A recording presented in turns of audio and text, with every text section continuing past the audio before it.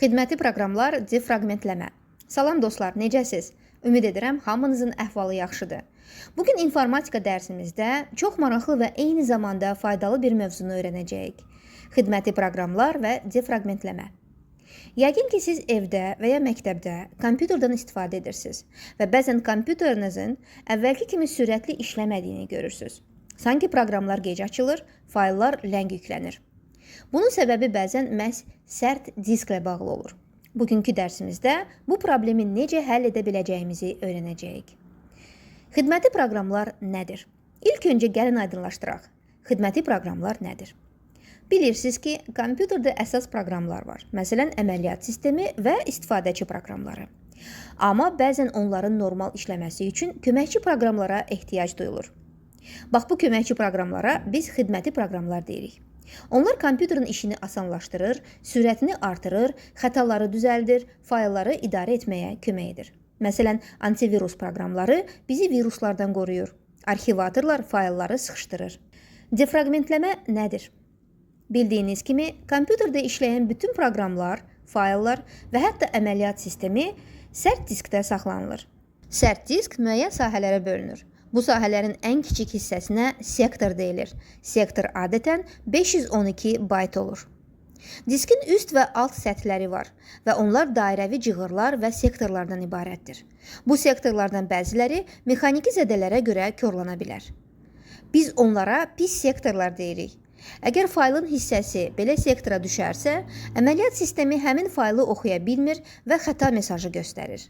Windows əməliyyat sistemində bu problemləri aradan qaldırmaq üçün ScanDisk adlı proqram var. Amma disk təkcə sektorlardan ibarət deyil. Əslində əməliyyat sistemi ayrı-ayrı sektorlarla deyil, onların qrupları, klasterlərlə işləyir.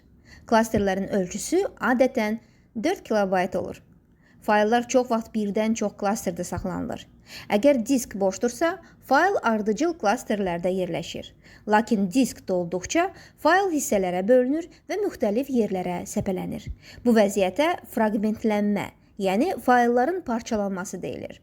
Fraqmentlənmə kompüterin işini ləngidir.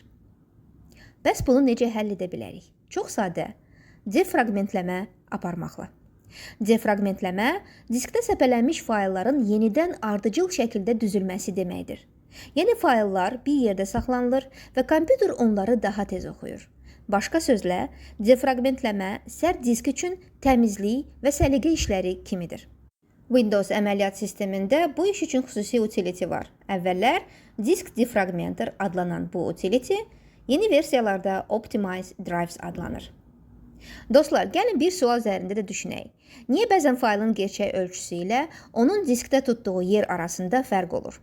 Çünki fayllar klasterlərlə saxlanılır. Hər bir klaster bütöv şəkildə istifadə olunur. Əgər fayl klasterdən kiçikdirsə, yerdə qalan boşluq da həmin fayla aid hesab olunur. Məsələn, klaster 4 kilobayt, amma fayl cəmi 1 kilobaytdırsa, o diskdə 4 kilobayt yer tutacaq. Ona görə də biz bəzən size və size on disk göstəricilərinin fərqli olduğunu görürük. Yekun, gəlin bugün öyrəndiklərimizi qısaca xatırlayaq. Xidməti proqramlar kompüterin işini yaxşılaşdıran köməkçi proqramlardır. Sərt disk, sektor və klasterlərdən ibarətdir. Faylların parçalanması fraqmentlənmə adlanır və bu kompüteri ləngidir. Defraqmentləmə fraqmentləri birləşdirir və kompüterin sürətini artırır.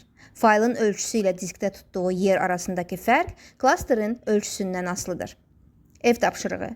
Evdə kompüterinizdə və ya notebookda Optimize Drives və ya Disk Defragmenter proqramını tapmağa çalışın. Onun hansı funksiyaları yerinə yetirdiyini öyrənin və müşahidələrinizi dəftərinizə qeyd edin. Dərsimiz bu qədər. Ümid edirəm bu mövzunu maraqlı və faydalı hesab etdiniz. Növbəti dərsimizdə görüşənədək sağ olun.